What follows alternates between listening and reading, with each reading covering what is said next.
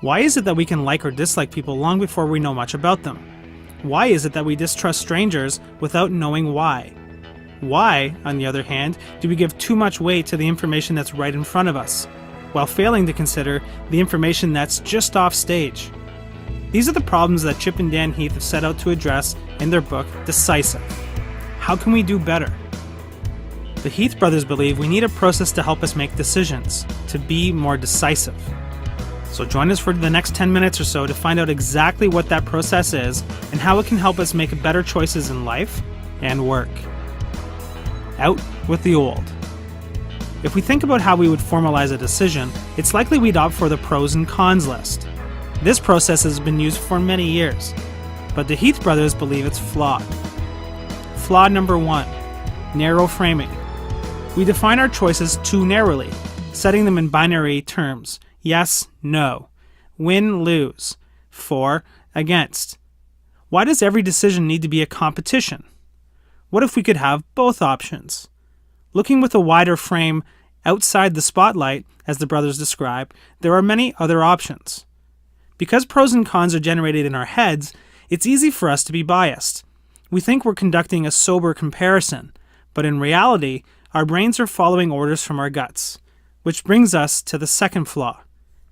Flaw number 2, confirmation bias. Our normal habit is to develop a quick belief about a situation and then seek out information that bolsters our belief.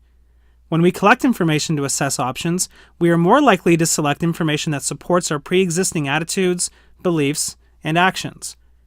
When we want something to be true, we spotlight the things that support it, leading to more pros than cons. Flaw number 3, short-term emotion. When we've got a difficult decision to make, we can lose sleep over it. We replay the same arguments in our head. We agonize about our circumstances. What we need most is perspective. Looking at the pros and cons in isolation is inappropriate. Nothing, good or bad, stands alone. We need to look at the big picture, avoiding the fourth flaw. Flaw number 4, overconfidence. People, including us, think they know more than they do about how the future will unfold. We have too much confidence in our own predictions. When we make guesses about the future, we shine our spotlights on information that's close at hand, and then we draw conclusions from that information. We need to bring in a bit of realism. We need a sound benchmark. In with the new. So what's the process the Heath brothers suggest will help us overcome these flaws and make better choices? Here's what normally happens with decision making. Number 1, we encounter a choice, but narrow framing makes us miss options. So the Heath brothers suggest we widen our options. Number 2, we analyze our options, but the confirmation bias leads us to gather self-serving info. So the Heath brothers tell us to reality test our assumptions. Number 3, we make a choice, but short-term emotion tempts us to make the wrong one. So the Heath brothers tell us to attain distance before deciding. And number 4, then we live with it. But we'll often be overconfident about how the future will unfold. So the Heath brothers advise us to prepare to be wrong. That's the process. That's the wrap. Let's look at each step in slightly more detail. Widen our options. Ever find yourself asking the following questions? How can I make this work? How can I get my colleagues behind me? Yes? Then why do you never ask these? Is there a better way? What else could we do? Finding answers to the second set is the key to widening our options.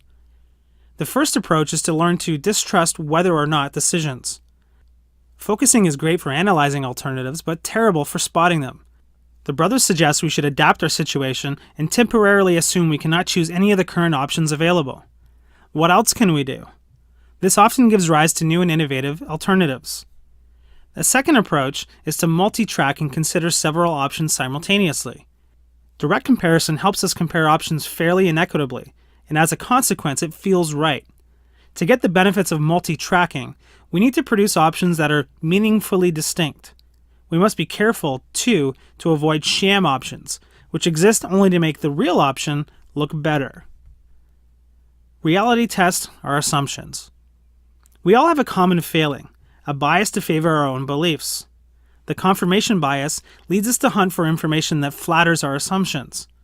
So how can we learn to overcome the confirmation bias and reality test the assumptions we're making? The first step is to consider the opposite of our initial instincts, beginning with the willingness to spark constructive disagreement. In our individual decisions, how many of us have ever consciously sought out people we knew would disagree with us? A devil's advocate. For high-stakes decisions, we owe ourselves a dose of skepticism. The Heath brothers point out that the Pentagon uses a murder board staffed with experienced officers to try to kill ill-conceived missions and suggest we do the same. The brothers suggest we should take each option, one at a time, and ask ourselves, what would have to be true for this option to be the right answer? If someone asks us to figure out what would have to be true for an approach to work, our frame of thinking changes, giving us a chance to back away from our beliefs and learn something new. It allows people to disagree without becoming disagreeable. A second approach is to zoom out and zoom in.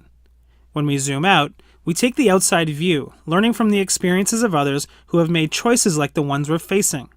When we zoom in, we take a close-up of the situation, looking for specific facts that could inform our decision. Either strategy is helpful, and when possible, we should do both.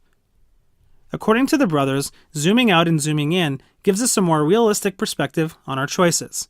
We downplay the optimistic pictures we paint inside our minds and instead redirect our attention to the outside world, viewing it in wide angle and then in close-up. A third option is to dip a toe in the water before we dive in, or as the Heath brothers call it, to ooch. To ooch is to construct small experiments to test our hypotheses. Ooching is best for situations where we need more information. Ooching should be used as a way to speed up the collection of trustworthy information, not as a way to slow down a decision that deserves our full commitment. To ooch is to ask, why predict something we can test? Why guess when we can know? Attain distance before deciding. Sometimes we'll encounter a truly tough choice, and that's when we've got to attain distance. As the brothers say, it's easy to lose perspective when we're facing a thorny dilemma. But we are not slaves to our emotions. Visceral emotion fades. As Meatloaf says, we should sleep on it. It's sound advice, and we should take it to heart. For many decisions, though, sleep isn't enough. We need strategy. The Heath brothers suggest we use 10-10-10. How will we feel about this 10 minutes from now? How about 10 months from now? How about 10 years from now? It helps us get some distance on our decisions. 10-10-10 forces us to shift our spotlights, asking us to imagine a moment 10 months from now to better understand whether we'll feel the same way. That way, our short-term emotions can be kept in perspective. Why does distance help so much? It depersonalizes the situation. It's easy to give advice to friends. It doesn't really affect us. But it's harder to think out our own dilemmas. As the brothers quite succinctly put it, when we think of our friends, we see the forest. When we think of ourselves, we get stuck in the trees. Prepare to be wrong. The final stage is to prepare to be wrong. We need to realistically consider what the future might bring, both good and bad. When we think about the extremes, we stretch our sense of what's possible, and that expanded range better reflects reality. One method is to conduct a pre-mortem. Everyone on the team takes a few minutes to write down every conceivable reason for the project's failure. Once all the threats have been surfaced, the project team can adapt its plans to mitigate as many of the negative scenarios as possible. The pre-mortem is, in essence, a way of charting out future possibilities and plotting ways to avoid ending up there. On the flip side, we can consider a pre-parade. A pre-parade envisages complete success. Our decision has been a wild success, and there's going to be a parade in our honor. Given that future, how do we ensure that we're ready for it? Both of those techniques allow us to visualize and prepare for the future. But what about awareness setting in anticipation of events? The suggestion is to set a tripwire. The goal of the tripwire is to jolt us out of our unconscious routines and make us aware that we have a choice to make. The brothers shared the tripwire of David Lee Roth of Van Halen, a brown M&M in the bowl backstage at the band's concerts. In his rider, he wanted bowls of M&Ms, but no browns backstage.